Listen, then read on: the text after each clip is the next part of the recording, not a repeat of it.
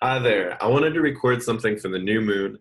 It's been a while since I've done one of these because I've been traveling, and so I'm like, ah, how do you start these things? But there is a lot going on for the new moon, and the new moon is going to be this Thursday at 7:57 Pacific Standard Time. So 10:57 East Coast time, and then all the rest of the times on there.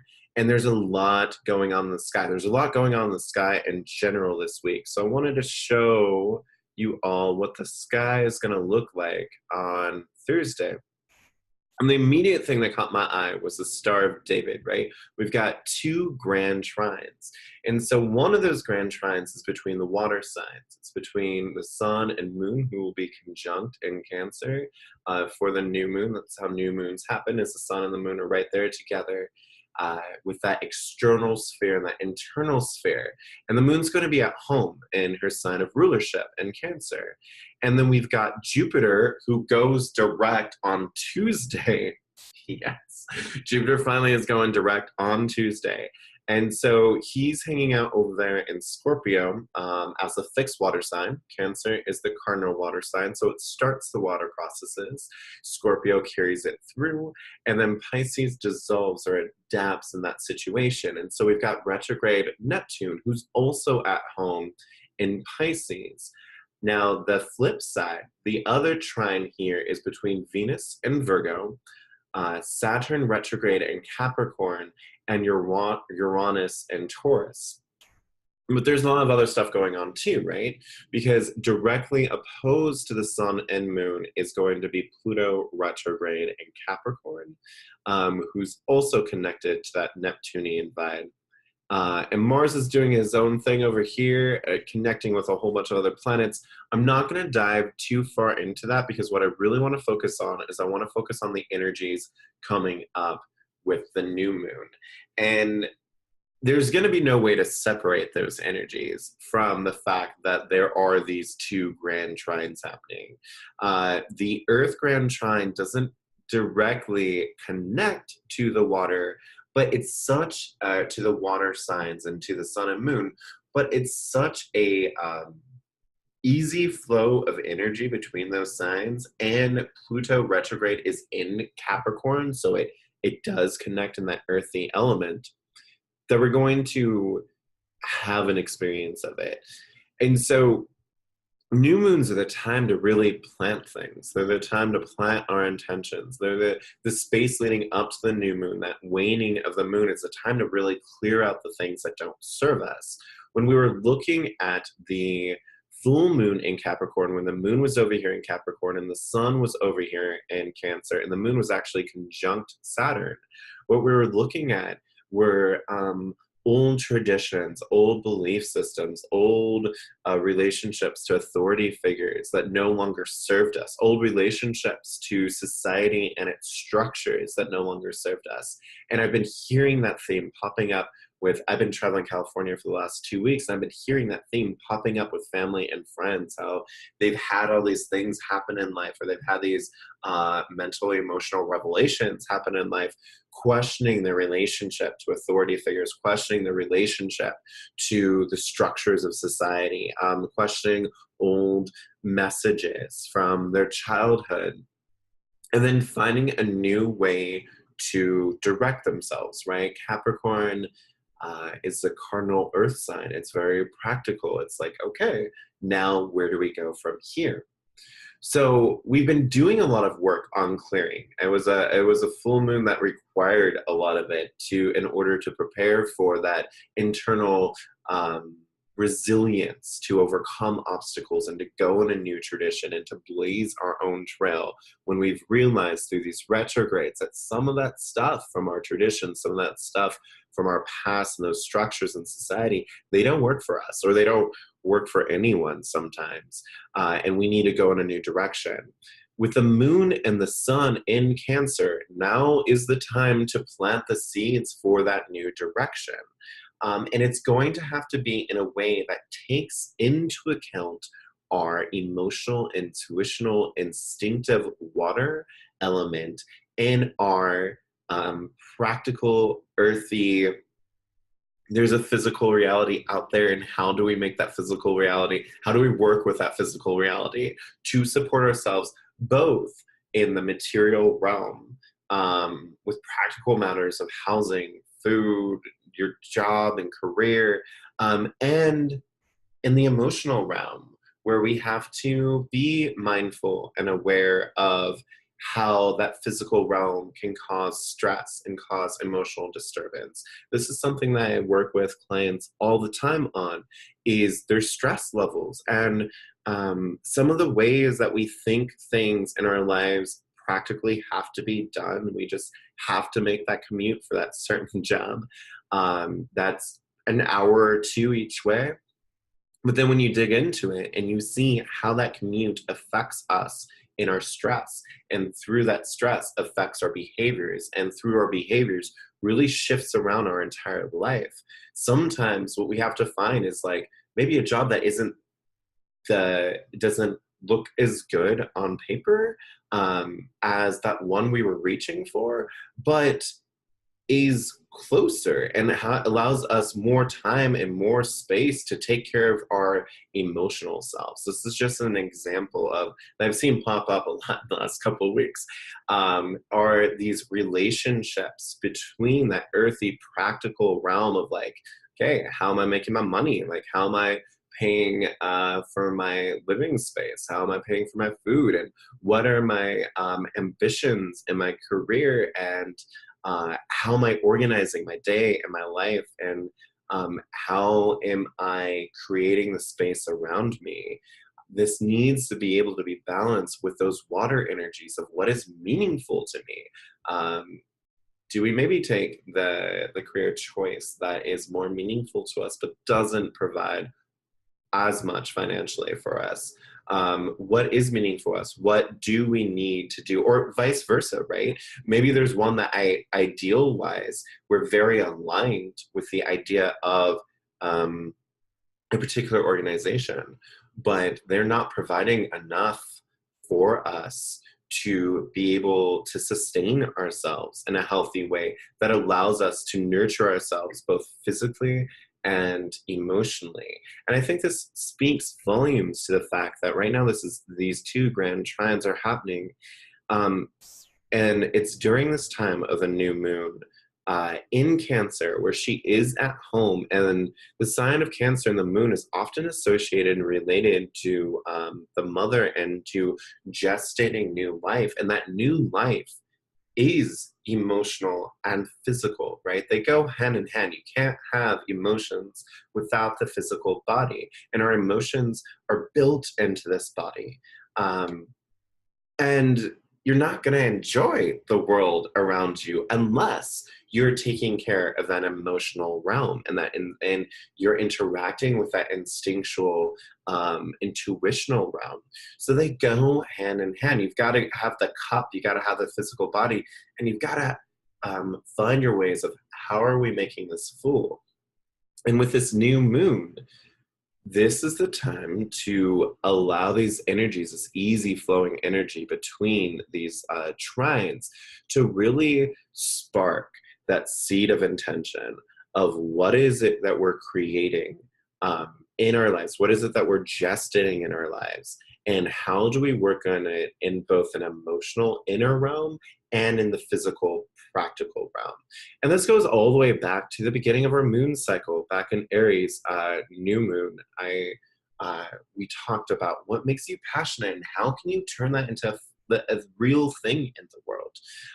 And this is just looking at the emotional side. And due to these unique grand trines, we can also pair that with the physical sign, which is great because the water and the earth signs do go, all the signs are necessary, all the elements of the signs are necessary. We want to develop all four, but water and earth, emotions, instinct, body, physicality, they are intimately connected. You can't have one without the other. So it's cool to be seeing this in the stars right now, so that we can pull forth that energy for what it is that we are intending, what it is that we're cultivating, what it is that we are planting. Now, with that, and I feel like I got on that tangent about careers, and it's just because I'm seeing it a lot as one of the big things popping up for the people I'm talking to. But this really is, this is anything to do with that earthy, practical energy, and anything to do with that emotional energy. Maybe it's relationships. Maybe it's a relationship with a person that you feel very intensely for, but the practicalities of the relationship aren't working as well. Or it's a comfortable relationship. Maybe they provide a lot for you physically, or you provide a lot for them physically, but there's not that emotional nurturing aspect that's necessary, right? This can play in many different realms in our lives, and it's going to be different the way that it plays out for each person, because all of these signs and all these planets are going to be in different parts of your natal chart. So it'll be affecting different houses. But there will be this flow of earth energy and this flow of water energy drawing your attention to how these things can be used to manifest whatever it is that you're choosing to plant in this new moon. And with the new moon in Cancer, it's good to look at, how are we nurturing ourselves? How are we caring for ourselves? How do we nurture and care for our projects, right? It's Cancer is the cardinal sign of water, and so it is related to this kind of motherly archetype. How do we bring new things into the world? How do we care for them? Both, once again, in the realms of water and the inner realms, and also practically in the physical realm. And so this can be self-care. This could be, how are we taking care of our children? This could be, how we launch new projects. Are we making enough time for them? Are we making sure that we are emotionally aligned with them? These are the kinds of things to look at and to set intentions for with a new moon in Cancer. It's also going to be a powerful new moon because the moon does naturally rule over Cancer. She's exalted in Taurus and she rules over Cancer. So you got the sun and the moon in this sign that is affiliated or has an affinity for that lunar energy. So it's a good time to plant what we want to see happening in our lives. Our next sign of the zodiac, the next sign that the sun will be transiting and the moon will be transiting within a day of that that new moon, is Leo, where we ask how we're expressing ourselves in the world. So we nurture, we nourish, we tend to ourselves, to our children, to these projects, and then we present them and we put them on the stage. And we see how the children grow up and what roles they play into. And we see what it's like to be us, fully nurtured and embodied, expressing ourselves in the world. And we see how our projects shine and those other creative processes that we've gestated here in Cancer are able to reach others. And that's really what we're looking to cultivate here with the new moon. Now, the new moon will be opposed to Pluto retrograde in Capricorn. Pluto naturally hangs out and is naturally rules over Scorpio. And it's a very intense energy. It's a very intense energy that is very much linked to the death rebirth cycle. So very big experiences, maybe slightly traumatic, or at least very explosive, very emotional, that create these cycles of old things burning away, old things washing away, and new things having to be generated. But it's retrograde here. Other themes that come up with Pluto are aspects of power, aspects of control, and the breaking of that power, the breaking of that control. Secrecy can be another aspect. The retrograde means that it's a good time to look at how these energies have played throughout our lives and how they've played throughout our past, especially here with Capricorn as in relationship to larger systems, and in relationship to traditions, authority figures, that drive to just continuously climb the mountain. What pushes that? What is that dynamic aspect that pushes that? What is the dynamic aspect that plays into our relationships with society and with our systems? And do we feel overly controlled by those? Or have we felt maybe there wasn't enough control in them and we've been trying to take control? This Pluto retrograde is going to be affecting that new moon.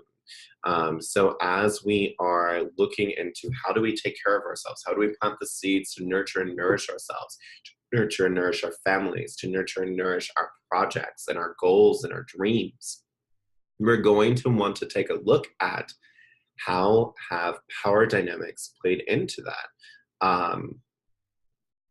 How are we trying to take too much control of certain situations? Have we given over too much control in certain situations? And particularly in relationship to systems and authority figures and maybe family members. Like, we're going to want to look at how do we take back our own power and maybe give other people back their power because we've taken it away.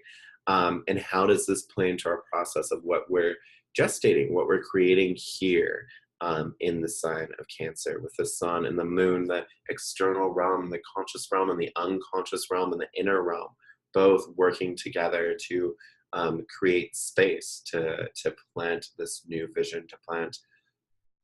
And I had a coughing fit, so I had to pause this for a second. So coming back, so that relationship, that dynamic between power, who have we given power away to, who have we taken power from, how are we cultivating ourselves, and gestating ourselves. And another thing that I wanted to bring to attention here, that I'm going to wrap this up, is the fact that in this, in the Star of David, right, in these two grand trines, you have a whole bunch of, so we have Jupiter, we have Venus, we have the sun and moon, and we have Uranus. These are all direct, right? These are all going direct in their normal path. We have two retrograde planets, Pluto and Neptune. So with this, these three signs, Capricorn, Aquarius, Pisces, are associated more so, this quadrant, which is normally up here in a chart, but this is how the skies will be set up during the new moon. This quadrant here is a very externalized quadrant. It is talking about our relationship to society and even transcends society with Pisces and the relationship with the greater whole. But Capricorn is an energy looking at or surrounding our role to play in our communities and in our society. And Aquarius is very much about how do we navigate these larger spaces and take on an objective perspective. Whereas, for instance, Mars, Taurus, and Gemini are very much more about a subjective experience.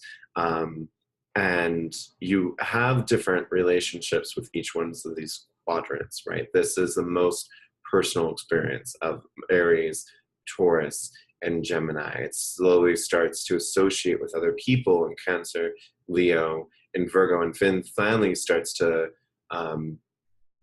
Cancer, Leo, and Virgo is kind of this back and forth. And then Libra, Scorpio, and Sagittarius, you're starting to get a lot more interaction and mixture with the people around you and the communities around you. And then with Capricorn, Aquarius, and Pisces, we're starting to look at a much larger picture. So I think it's interesting that the two retrogrades are in that quadrant, right? They're in the quadrant of Capricorn, Aquarius, and Pisces, and in particular, they're in Capricorn with retrograde Saturn, Pluto retrograde in Capricorn, and then Neptune retrograde in Pisces. Oh, and also Saturn is a ruler of Capricorn. So when we're looking at these relationships, there's going to be a lot of easy, natural flowing energy when it comes to the internal experience, the subjective experiences, and maybe some of our close relationships. But what's going to be under review, what's going to be in the retrograde and under review is the the larger societal relationships and our relationship to structures and larger structures and our relationship to the divine wholeness, right? These are going to be the parts that are going to require more of that introverted, introspective lens of how do we play in with these? How do we maybe rewrite some of the scripts in order to bridge these realms of the emotion and the practical, and use this easy flow of energy to really plant the seeds of what we want to create here in the new moon with Cancer. So yeah, so that's what's happening in the sky. It's kind of a lot. It's a lot to take in. I know that I'm going to gestate this for a little while longer before I do a write-up on this and can kind of hone in a little bit more on how I'm going to be applying this. But really, main point to take away from this is you've got the new moon in Cancer, and that is going to be the perfect time to really plant out your dreams, your projects. Not plan out, but plant the seeds, right? Really put that intention out there for your projects, your self-care, your family, the things that you nurture, the things that you're here to gestate. And then while we're doing this, we want to reflect on how do we support this process physically and emotionally, and what are some of the power dynamics that play into this? Where do we need to free our energy and our power from? And where do we need to let go a little bit? That'll be a theme here for this new moon. So blessings on the work that you do, and feel free to leave comments and talk about this and let me know how your new moon goes. And thank you. You have a great day. Bye.